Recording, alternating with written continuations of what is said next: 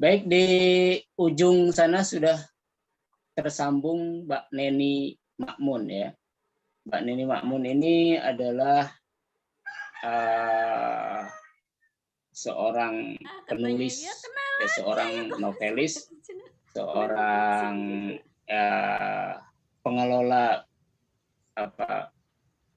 kreatif Azkia Home Publishing juga ya. Kemudian beliau juga banyak menulis buku-buku. Ini uniknya nih, beliau ini kemarin ceritanya nih, beliau ini sejak SD sudah menulis. ini beliau ya. Beliau adalah alumni dari Universitas 11 Maret Surakarta. Beliau memiliki 2 anak, Ica dan Pai ya. Beliau juga penyuka dunia anak, di rumah punya sanggar ngumpul bocah rumah hijau. Jadi ada sanggarnya di rumah beliau ya. Yang berkegiatan untuk melukis, karate, tari, dan juga tentunya menulis. Ini kegiatan sehari-hari beliau. Selain dari seperti biasa, tugas di sela-sela tugas ibu rumah tangganya, beliau juga mengajar di sekolah SD Silaturahim ya, sebagai shadow teacher, anak berkebutuhan khusus di SD Silaturahim Cibubur, Bekasi.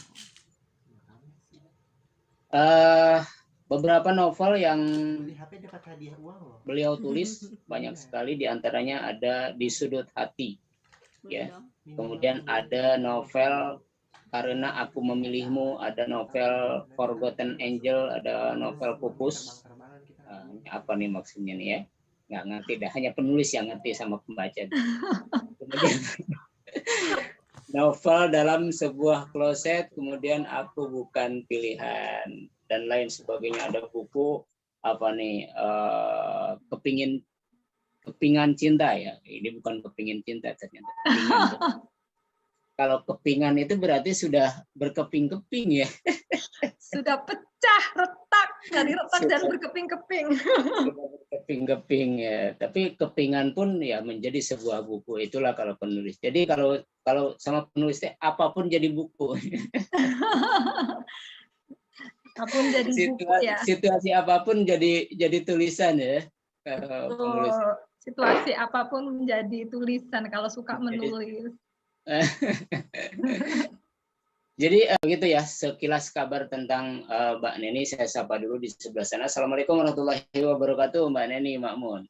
Waalaikumsalam warahmatullahi wabarakatuh. Mas Rian, apa kabar?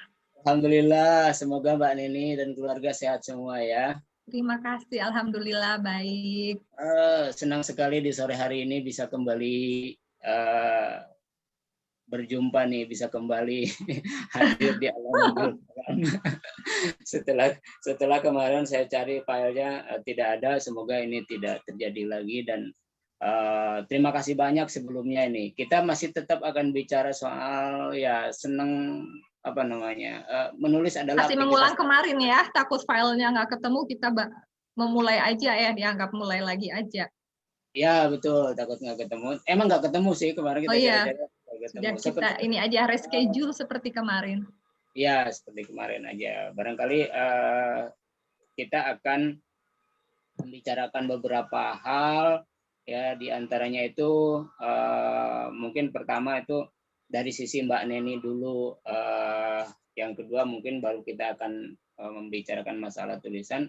Karena gini, mungkin kalau teman-teman kita yang sudah terbiasa dengan dengan komunitas kita, insya Allah mungkin kenal, tapi mungkin ada teman-teman lain yang baru-baru atau yang belum kenal, mungkin tak kenal kata sayang.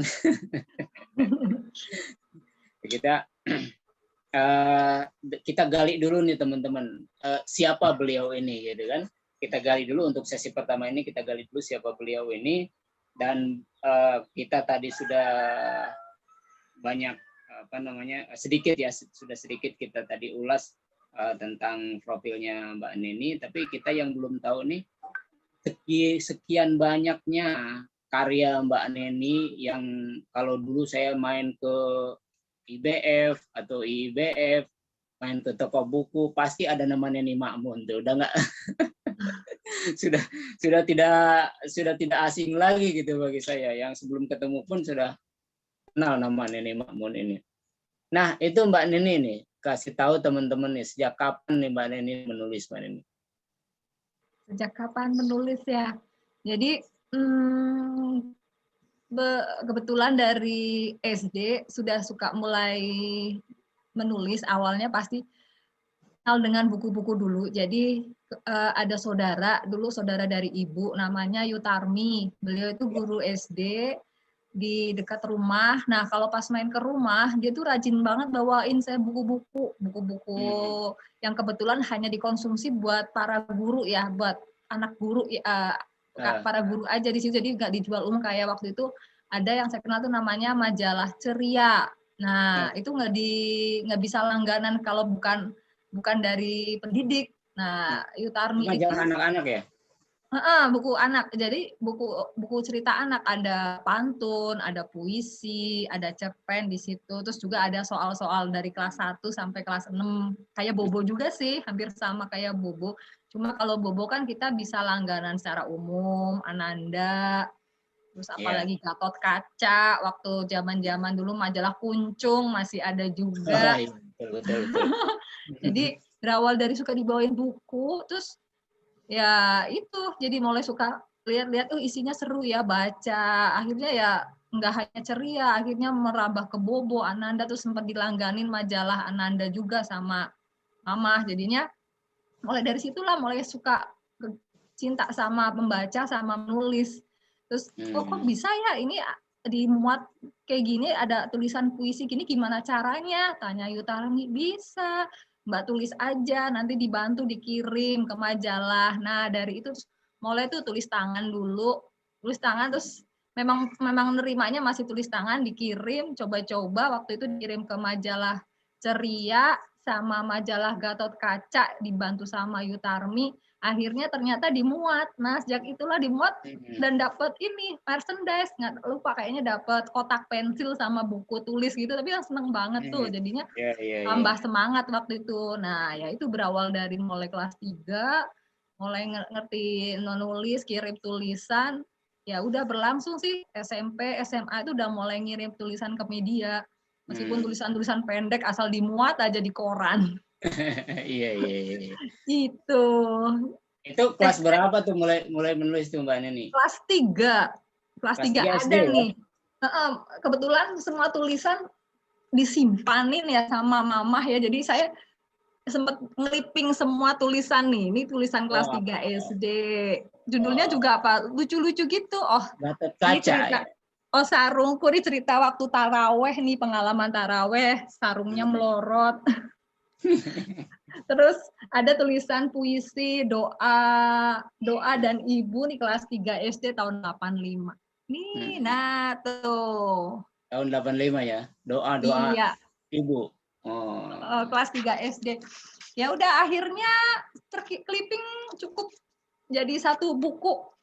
Dari tulisan 3 SD sampai yang terakhir tuh kemarin terbaru adalah ini, nulis di harian Disway, buku wawancara sih sebenarnya nih di korannya Disway. Yang penting temukan passion. Ya, ini buku tentang Mom Resign nggak mati gaya, diulas, jadi mengulas buku sih, buku sendiri. Itu, jadi awal mula suka menulis ya karena dari kecil memang sudah didekatkan dengan buku-buku. Gitu Mas Rian. Kita kenal sendiri di mana ya Mas Rian, kok bisa kita jadi kenal ya? Ini kebetulan banget nih kita ya tiba-tiba ketemu di satu yayasan, ketemu di komunitas juga, akhirnya suka bareng kalau ada acara komunitas ya. Iya, jadi teman-teman nih mungkin teman-teman bertanya ya, ini kenal di mana pula ini gitu kan? Jadi apa malah yang malah aku saya kan udah di yayasan nih, di yayasan tuh malah nggak kenal Mas Rian ya.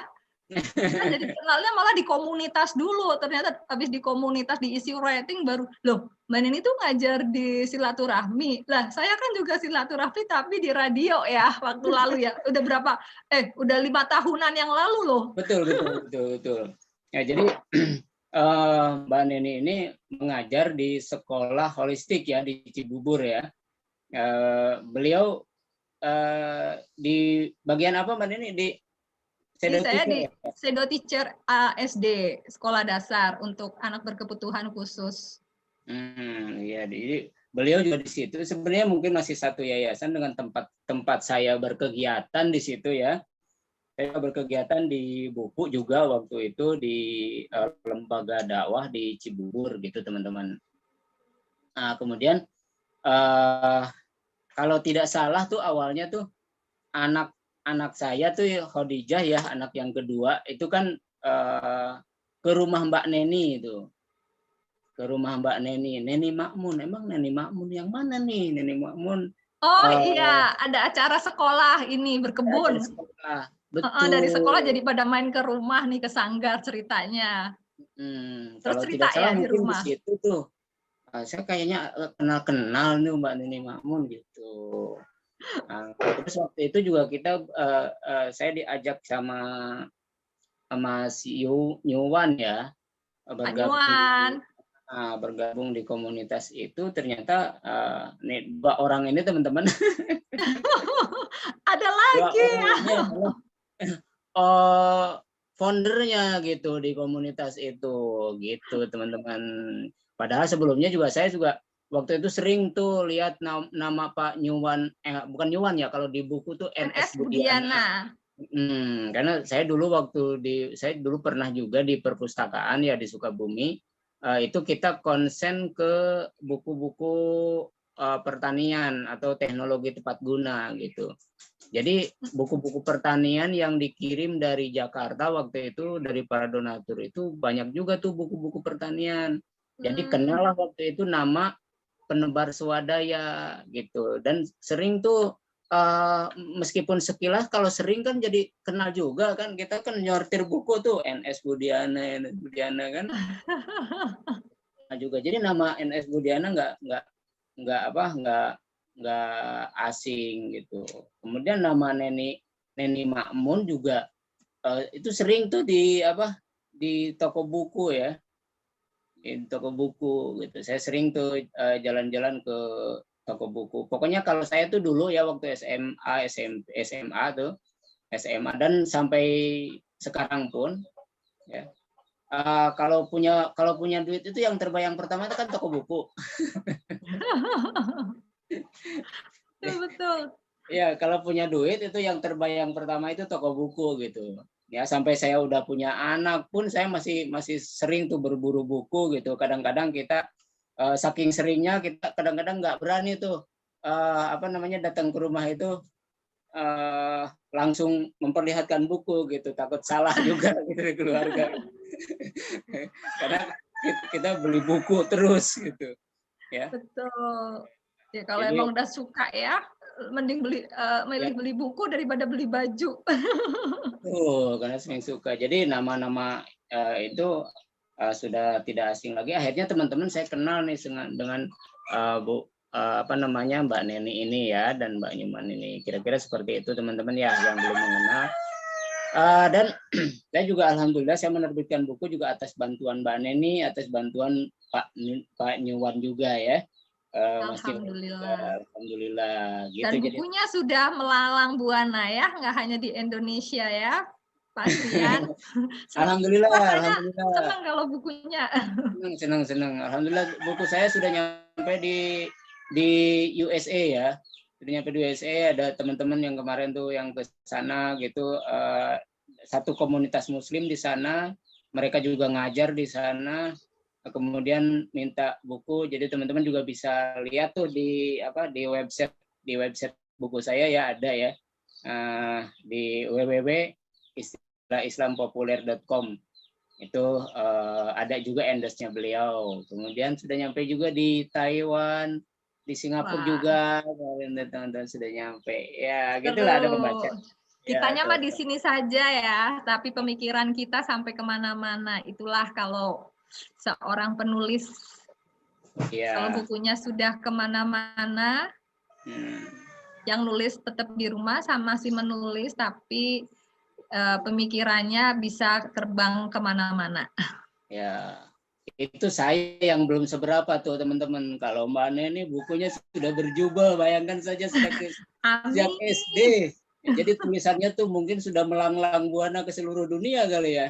Itu Mbak Neni itu. Kalau saya baru, saya juga baru, meskipun saya memang menulis dari dulu, tapi saya belum pernah menerbitkan buku kecuali pada saat bergabung saja dengan timnya Mbak Neni gitu. Dulu memang menulis dan mungkin belum layak dibilang penulis ya, karena bukunya belum pernah diterbitkan ya. Enggak lah. Kan udah bikin buku tunggal meskipun masih self publishing. Iya. Harus mencoba mayor juga. Pokoknya berjalan apa saja yang bisa, karena kan kita nggak tahu nih jodoh naskah kita kemana. Bisa ke salah satu penerbit mayor, atau kalaupun kita memang ingin cepat terwujud dalam bentuk buku, ya tadi ada salah satu ya lewat self publishing seperti yang sudah dilakukan Mas Rian. Pokoknya banyak jalan menuju buku, menjadi buku. ini apa namanya, kalau orang banyak jalan menuju Roma, ini banyak jalan menuju buku ya. Iya, jadi kadang pada bilang, aku nggak diterima di mana-mana, naskahku, stres, sedih. Padahal ya bisa lah, tinggal create your own book, tinggal kamu pengen buku kayak apa, malah bisa idealis sendiri kan kalau self publishing juga. Tinggal apalagi kalau udah punya banyak channel atau punya komunitas, tinggallah disebar di seputar link-link kita. Jadi seperti itu. Kadang-kadang tulisanku jelek kali ya, nggak diterima di penerbit ini, penerbit itu. Belum tentu, karena kan setiap penerbit atau penerbit mayor kan pasti mereka sudah mempunyai visi misi sendiri. Bisa jadi naskah kita bagus, cuma tidak sesuai dengan yang sedang mereka tunggu. Jadi bukan berarti kalau ditolak itu jelek. Bisa juga nanti dicoba di penerbit lain yang memang lagi menunggu sesuai dengan tema yang sedang kita ajukan, dan ternyata diterima. Jadi memang nggak tahu ya jodoh naskah kita kemana. Demikian juga dengan naskah-naskah saya dulu pun juga kayak gitu. Nggak tahu ternyata berjodoh di sini, di situ. Itu Mbak Neni, berarti kita juga harus rajin menginformasikan ke penerbit atau bagaimana Mbak Neni? Kita harus kalau memang mencoba ke penerbit mayor, paling tidak kita harus tahu ini yang dicari naskah apa, yang lagi in apa. Kalau bisa ada kontak person di situ, mungkin bisa kirim email dulu, kasih tahu mungkin saya punya naskah dengan tema parenting, kira-kira lagi butuh enggak. Kalau mereka langsung menjawab, tidak, kita lagi nggak butuh parenting, tapi tema-tema yang dibutuhkan ini. Nah, kalau kita memang punya, coba kita ajukan. Biasanya kalau penerbit mayor mereka akan mereview 3-6 bulan. Nanti ada balasannya nih, diterima atau ditolak gitu. Kalau diterima ya nanti lanjut, akan dibahas masalah isinya, mungkin ada editing, ada layout, ada cover, akan mereka informasikan ke penulis, dan finalnya ada MOU, surat perjanjian untuk berapa royalti yang akan diterima dari setiap penjualan bukunya, gitu Mas Rian. Jadi buku yang biasanya tuh buku yang dicetak itu sesuai dengan jumlahnya, itu sesuai dengan perjanjian atau bagaimana Mbak? Iya, jumlah dari segi jumlah. Di MOU disebutkan biasanya mau dicetak berapa eksemplar. Biasanya kalau penerbit mayor itu minimal 1.000. Minimal 1.000 eksemplar, 1.000, 2.000, 3.000. Saya paling banyak waktu itu di Gramediana, grupnya Gramedia 3.000 eksemplar. Jadi dikasih tahu dicetak sebanyak ini, tuh sebanyak berapa eksemplar dengan royalti berapa, belum dipotong pajak segala macamnya, ada semua di MOU. Dan kalau mau dicetak ulang itu beda lagi, baru lagi. Iya, ada infonya juga kalau dicetak ulang ada MOU yang baru. Oh, MOU yang baru. Ya. Tapi saya belum pernah ngalami cetak ulang sih, Mas Rian. Iya. Berarti dia cetak ulang itu berarti bergantung dengan kebutuhan pasar, berarti ya, permintaan pasar. Iya, bisa jadi mungkin best seller ya, atau mungkin ada masih dicari-cari lagi bukunya, cuma mungkin perlu redaksionalnya dirubah, ada lagi, atau mungkin lebih dilengkapin. Mungkin ya pastinya ada inilah, ada revisi-revisi. Biasanya kan banyak cetakan revisi 2, ada cetakan kedua, revisi kedua kayak gitu kan. Cetakan 2 dengan revisi gitu, atau kalau nggak direvisi ya mungkin hanya tulisan cetakan 2 kayaknya kayak gitu. Cetakan 2. Dan itu misalnya MOU itu satu kali cetak, kemudian kita bisa menerbitkan di penerbit yang lain. Oh, tidak, tergantung ininya, perjanjiannya. Biasanya ada waktunya 5 tahun. 5 tahun dari tanda tangan MOU, misalnya 2005 sampai 2010. Nah, kalau 2010 memang sudah habis, tidak dicetak lagi, tidak cetak ulang, otomatis naskah kembali ke penulis. Oh, gitu. Nah, bisa ditawarkan ke penerbit lain, tapi selama kita masih terikat perjanjian dengan penerbit tersebut, ya nggak bisa ditawarkan ke penerbit lain. Oh, meskipun bukunya sudah habis ya? Iya, meskipun bukunya sudah habis, kita tahunya sudah habis, tapi memang jatah perjanjian kontraknya belum habis, ya tidak boleh. Oh iya. Baik, nih jadi ilmu nih teman-teman nih. Kita nih para pemula nih yang belum pernah yang belum pernah tembus penerbit mayor. Itu Mbak Nini pernah nggak sih Mbak Nini itu ditolak sama penerbit? Sering. Jadi bukan berarti apa namanya ditolak itu bukan berarti jelek ya? Ya lah menghibur diri bukan berarti jelek. Karena ternyata ditolak di sini, diterima di penerbit lain, begitu. Jadi kalau sudah ditolak di penerbit satu, bahkan saya kadang dulu masih telaten ya, ditolak di penerbit A, ngajuin dari ini sampai berapa bulan, 6 bulan ditolak, coba lagi di penerbit B, ternyata ditolak lagi setelah pengajuan 3 bulan langsung terima jawaban, baru di penerbit C ternyata diterima dalam waktu 2 bulan. Nah, ada yang kayak gitu. Iya.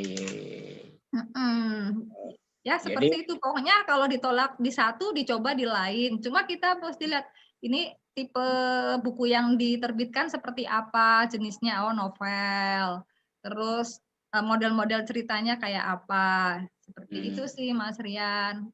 Berarti kita carilah penerbit yang sesuai dengan itu gitu ya. Iya, dengan mungkin yang kita tema yang pas kita tulis yang ini, yang kita punya stoknya. Baik, jadi berarti apa namanya kita harus rajin ke ini juga ke toko buku nih, buku yang lagi rame apa, yang bestseller, yang ngetren apa gitu. Iya, berarti lagi rame, berarti kita ada tema-tema yang kita tulis tentang itu ya. Iya, dan jangan lama-lama, takut temanya hilang juga, nggak ngetren lagi kan. Iya. Harus cepet juga. Baik. Kemudian Mbak Nini, kan Mbak Nini ini bukunya banyak banget, kegiatannya banyak banget, ngajar tiap hari nggak Mbak Nini? Ngajar tiap hari, Senin sampai Jumat, jam 7 sampai jam 2. Kemudian kegiatan di di rumah hijau juga ya. Sanggar. Iya, sore kegiatan sanggar itu mulai jam 3. Habis asar sampai jelang maghrib. Ada kegiatan anak-anak di rumah, tari, melukis, karate, menulis, bahasa Inggris, itu ada gurunya kok. Saya lebih prepare tempatnya. Iya, iya, iya. Jelas kan yang paling tidak bisa ditinggalkan adalah tugas rumah tangga dong ya. Iya, jadi ya begitu prioritas Tugas ya rumah tangga. semuanya. Nah, Jadi ini harus pinter-pinter ngatur waktu. pinter ngatur waktu ya. Ini sebenarnya kalau menulis itu sendiri mengganggu nggak terhadap aktivitas-aktivitas yang lain gitu? Atau Hmm, bagaimana sih sebenarnya mengolah ide yang paling gampang di sela-sela kesibukan? iya ya. Mm-mm. Jadi kalau ide kan itu muncul bisa suatu saat, setiap saat tiba-tiba lagi ngajarin anak nih. Mm-mm. Kebetulan saya pegang anak autism misalnya. Mm. Oh, ternyata gini tau, ngajarin mandi, ngajarin makan, ngajarin segala macam itu tiba-tiba muncul. Biasanya saya emang selalu sedia buku kecil sih, notes. Jadi tak tulis aja tuh di buku notes. Isinya tuh ide-ide mau nulis ini, mau nulis tentang mengajarin makan anak autism, mengajarin anak mandi autism. Nah, itu nanti yang bakalan kalau pas waktunya sudah kosong, luang, dibuka lagi, oh iya aku tadi mau nulis ini, itu baru dimasukkan di komputer tuh. Jadi di komputer tuh ada folder-folder khusus ide dan Oh. eksekusinya. Oh. Ada outline-nya. Jadi biasanya kalau udah nemu ide langsung nyusun namanya outline. Bab 1 mau nulis yang ini, bab 2 ini, bab 3 ini. Gitu. Jadi kalau buat saya sih nulis memang karena hobi dari kecil, apapun bisa jadi tulisan. Jadi banyak ide masih nih malah di folder, eksekusinya masih sebagian yang dikerjakan. Apalagi kalau penerbitan lagi full ya, kayak ini Ya. COVID ini ternyata dampak menulis luar biasa. Jadi biasa bulan Februari terakhir 2020 kemarin biasanya menanganin 10 buku. Sekarang sejak dari Februari 2020 sampai sekarang nih per bulan bisa menangani sampai 20-30 buku. Wow. Tim Askia. Berarti apa namanya, karena homestay kali ya? Iya, karena Ya. iya kan banyak waktu lebih lama di rumah kan, jadi bisa mungkin Bapak Ibu guru juga jadi ada kesempatan yang biasanya apa sedikit pas waktu masih di rumah bisa lebih banyak menulis. Jadi memang ada dampaknya nih COVID ini buat Bapak Ibu guru. Kebetulan banyak kan klien guru-guru juga sih, jadinya oh waktu awal-awal mereka kebetulan PJJ jadi masih bisa ngerjain tulisan. Nah, gitu. Iya, iya, iya. Otomatis jadi banyak juga naskah yang masuk ya. Iya, jadi lumayan padat karena padat jadi malah menulis yang pribadi sempat banyak yang ini nih ketunda-tunda. Tapi ya itu kangen juga, aduh kok aku belum nyelesain naskahku sendiri nih, kebanyakan neng nyelesain naskah teman-teman dulu karena kan mereka klien ya di sini. Ya, betul betul. Nah, Mbak Neni, kalau saya misalnya nih dapat ide ya, dalam waktu yang beberapa menit kemudian tuh udah lenyap begitu saja, bahkan diingat-ingat pun suka apa namanya ngeblank aja gitu kalau tidak ditulis gitu. Sebenarnya kalau Mbak Neni begitu nggak sih, atau penulis-penulis lain begitu nggak sih rata-rata? Mas Riam, sebentar, ini ada tamu. Sebentar, aku terima makanan dulu ya. Sebentar aja. Baik. Silakan. Ya, jadi begitu ya teman-teman. Mbak Neni sedang menerima tamu dulu, mungkin pesan makanan atau apa. Jadi enaknya tuh kalau di Zoom itu begini teman-teman ya. Jadi kalau misalnya ada hal yang bisa dikerjakan ya kerjakan saja di rumah. Jadi tidak menjadi masalah. Ini salah satu sisi positif dari COVID-19 ini, membuat kita terpaksa dalam tanda kutip untuk menggunakan teknologi, karena bagaimanapun kita harus tetap berjalan, kehidupan harus tetap berjalan. Jadi apa boleh buat, jadi kita mengenal teknologi yang mungkin tadinya juga sudah ada, jadi kita maksimalkan. Jadi ada hikmah, selalu ada hikmah dari kejadian apapun yang Allah izinkan untuk terjadi. Seperti itu. Sudah kembali nih Mbak Nini nih ya. Baik, Iya. tadi ngobrol apa tadi Mbak Nini? Ya. Tadi bagi waktu, ide gimana ya, ini ya, menyimpan ide ya.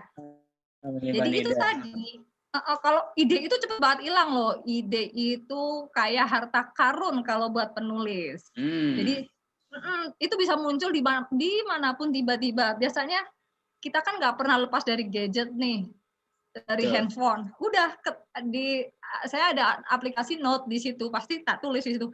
Lagi jalan-jalan misalnya, lagi traveling, ada ide apa muncul, biasanya langsung ditulis aja di handphone dulu. Atau ya itu notes kecil yang saya selalu bawa ada di tas. Saya selalu bawa buku kecil isinya berbagai catatan gado-gado, catatan emak-emak detail. Uang ini buat ini, uang cetakan ini. Dan ada